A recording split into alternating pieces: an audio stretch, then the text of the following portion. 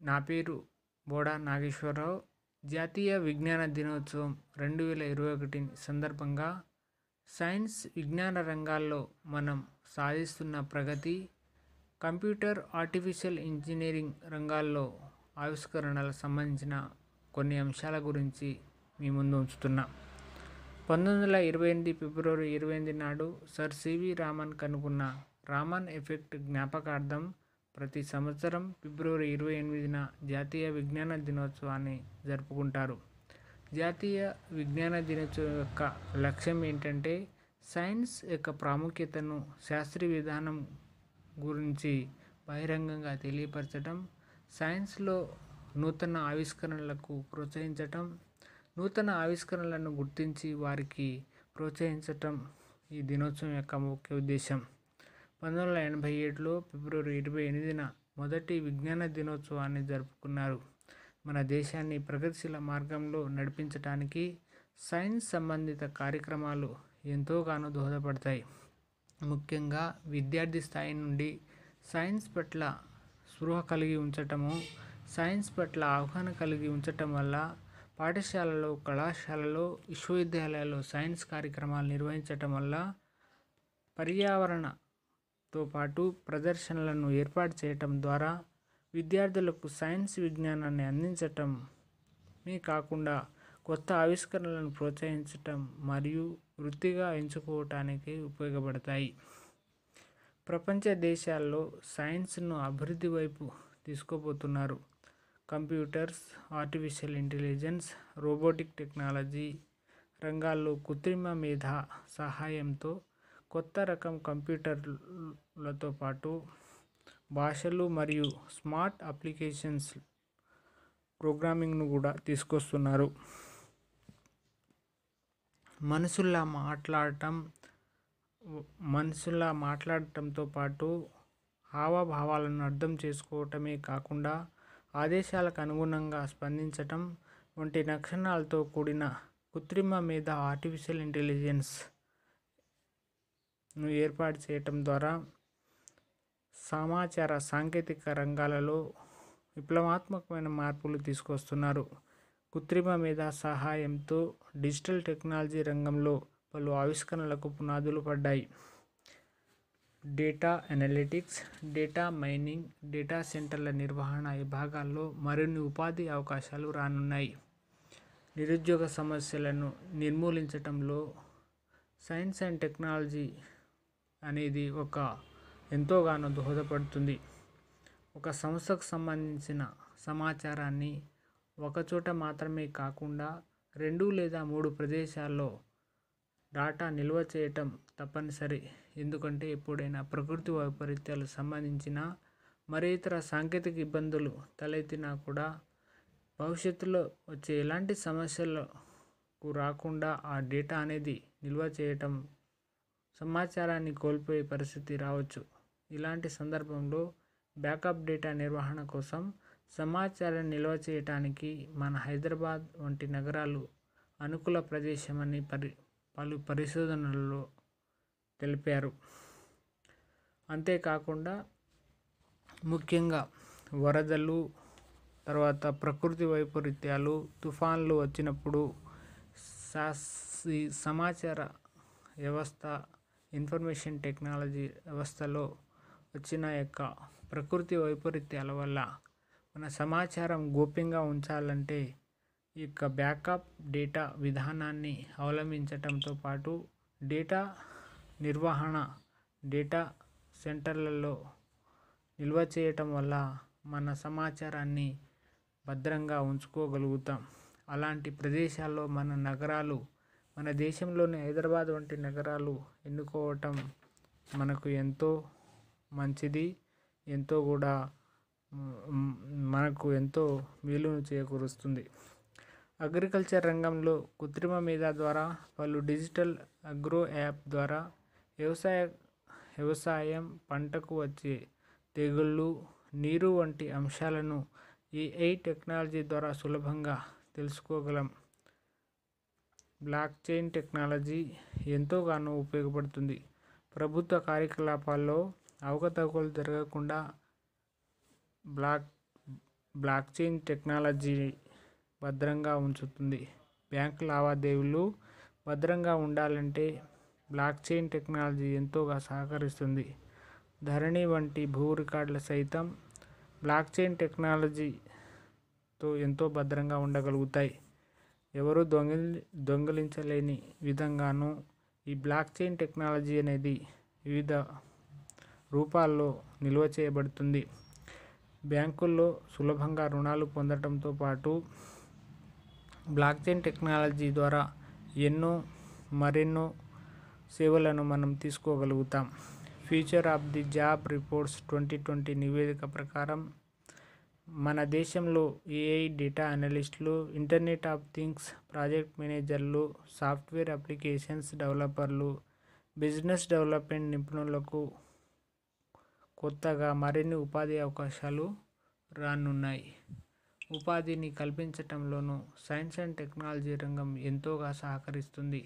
ముఖ్యంగా పాఠశాల విద్యార్థి స్థాయిలో, కళాశాల స్థాయిలోనూ, ఇటు యూనివర్సిటీ గ్రాడ్యుయేట్ స్థాయిలోనూ సైన్స్ పట్ల వచ్చే వివిధ రూపాల్లో ఉన్న రూపకల్పన ప్రాజెక్టులను రూపొందించి సైన్స్ మనకున్న ఆలోచనలను జోడించి మన యొక్క సామాజిక అభివృద్ధికిను, మన ప్రజా సమస్యలను నివారించటంలో సైన్స్ అండ్ టెక్నాలజీ పాత్ర ఎంతో ఉంది.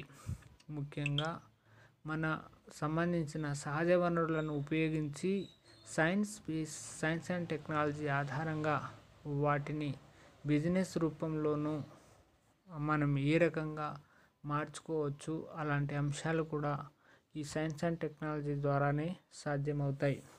Computers, hardware, robotic, artificial intelligence, block chain technology వంటి రంగాల్లో భవిష్యత్తు ఉంటుందని, ఉపాధి అవకాశాలు ఎక్కువగా కల్పించబడతాయని పలు అభివృద్ధి చెందిన దేశాలు భావిస్తున్నాయి. పలు అభివృద్ధి చెందుతున్న దేశాల్లో ఈ అంశం ఇప్పుడు ఊపందుకుంది. Big data, robotic, machine learning, AI వంటి పలు కోర్సులను ఇప్పటికే మన దేశంలో పలు యూనివర్సిటీలు అందిస్తున్నాయి. కృత్రిమ మేధ నిర్వహణతో వివిధ రంగాలలో ఆవిష్కరణలు ఊపందుకున్నాయి. ముఖ్యంగా అగ్రికల్చర్ రంగం, తర్వాత భూమి సారవంతం, నేల రకాలు, భూసార పరీక్షలు నిర్వహించటంలోనూ చాలా సులువు అవుతుంది. ఏఐ బేస్డ్ మొబైల్ యాప్ను రూపొందించారు. 5G టెక్నాలజీని కృత్రిమ మేధతో అనుసంధానం చేయటం వల్ల శాస్త్ర సాంకేతిక నిపుణులు క్లీనింగ్ రోబోలు, కోవిడ్ శానిటైజేషన్ రోబోలను తయారు చేసి వ్యర్థాలను శుద్ధి చేసే విధానంలోనూ ఉపయోగిస్తున్నారు. కంప్యూటర్ సైన్స్ రంగంలో రోబోటిక్, ఆర్టిఫిషియల్ ఇంటెలిజెన్స్ను జత చేసి పలు రకాల క్లీనింగ్ రోబోలను రూపొందించి ఆవిష్కరిస్తున్నారు. ముఖ్యంగా కరోనా సమయంలో కూడా touchless face attendance system, AI based face recognition ద్వారా ఉద్యోగుల హాజరు నమోదు చేసే విధానాన్ని ఈ టెక్నాలజీ ఎంతోగానో సహకరిస్తుంది. ముఖ్యంగా ప్రపంచవ్యాప్తంగా ఎంతో మందిని ప్రాణాలను పొట్టనబెట్టుకున్న కరోనా వైరస్ నిర్మూలించటానికి ప్రపంచ దేశాలు అహర్నిశలుగా కృషి చేసిన ఒక సైన్స్, జీవ వైవిధ్యము, జీవశాస్త్రంలో జీవ సంబంధించిన టీకాను, ఈ కరోనా వైరస్ నిర్మూలనకు సంబంధించిన టీకాను కోవాక్సిన్ను మన హైదరాబాద్ నగరంలో కంపెనీ తయారు చేయటం మనకు చాలా ఆనందించదగ్గ అంశం. ఈ రకంగా మానవుడి అభివృద్ధికి, మానవ జీవనాన్ని ముందుకు తీసుకెళ్ళటానికి, సమాజంలో పలు రకాల సమస్యలను చాలా సులువుగాను, వేగవంతంగాను పరిష్కరించటానికి విభిన్న సంస్కృతులు గల మన దేశంలో వారందరి యొక్క జీవన విధానం దృష్ట్యా సైన్స్ అండ్ టెక్నాలజీ అనేది ఎంతోగానో అభివృద్ధి ప్రదంలో వెళ్ళవలసిన అవసరం ఉంది. మారుమూల ప్రాంతాల్లోనూ అందరికీ కూడా ఉచితంగా విద్యను అందించటం, తక్కువ ఖర్చుతో విద్యను అందించాలంటే ఇక ఈ ఆన్లైన్ డిజిటల్ ఎడ్యుకేషన్ విధానంతోనే అందించగలం. డిజిటల్ ఎడ్యుకేషన్ విధానాన్ని ఈ యొక్క కంప్యూటర్ సైన్స్ టెక్నాలజీ ద్వారా అనుసంధానం చేయటం ద్వారా మారుమూల ప్రదేశాల్లో కూడా సమాచారం తక్కువ సమయంలోనూ చేరవేర్చి వారికి విజ్ఞానవంతులను చేయటం సాధ్యమవుతుంది. ముఖ్యంగా మానవుడికి సంబంధించిన మనందరికీ సంబంధించిన వాతావరణం పర్యావరణ సమస్యలను కూడా సవాళ్ళుగా ఉన్న పర్యావరణ సమస్యలను కూడా ఈ artificial intelligence, robotic, science and టెక్నాలజీలో పరిష్కారం చూపించగలదని ఆశిద్దాం. దాంతోపాటు మన గ్రామాల జీవన విధానంలో ముఖ్యంగా ఉపాధి కల్పన, ఆరోగ్య భద్రత, వారి అగ్రికల్చర్ రంగంలో కూడా వాళ్ళు సైన్స్ అండ్ టెక్నాలజీ ఆధారిత ప్రాజెక్టులను ఇన్వాల్వ్మెంట్ చేయటం వల్ల డిజిటల్ వ్యవసాయం వైపు మార్గం చూడవలసిన అవసరం ఎంతైనా ఉంది. ముఖ్యంగా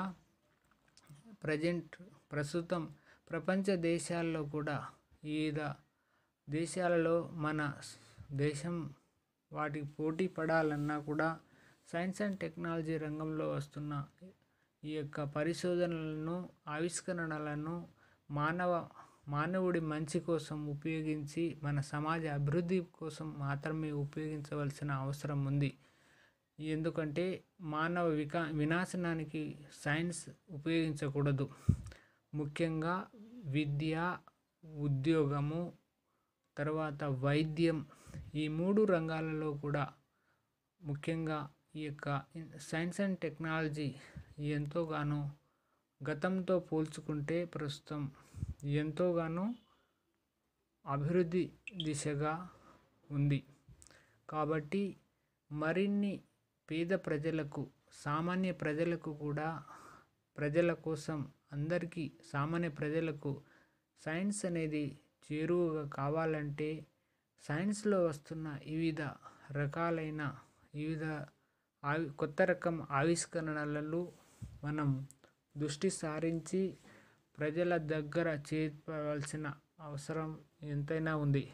ముఖ్యంగా మనకు ఉచితంగా లభించే సోలార్ ఎనర్జీ, సహజ వనరులను మనము వృధా చేయకుండా సక్రమంగా వినియోగించటం, కార్బన్ అంటే క్లైమేట్ చేంజ్, వాతావరణ మార్పులను తగినంతగా మనం వాతావరణ మార్పులను జరగకుండా, గ్రీన్ హౌస్ వాయువుల విడుదల కాకుండా తగినంతగా నివారించటం, ముఖ్యంగా ఈ యొక్క పర్యావరణ సమతుల్యతను కాపాడి సుస్థిర అభివృద్ధి కోసం మనం సైన్స్ అండ్ టెక్నాలజీ రంగంలో ముందుకు వెళ్ళవలసిన అవసరం ఎంతైనా ఉంది.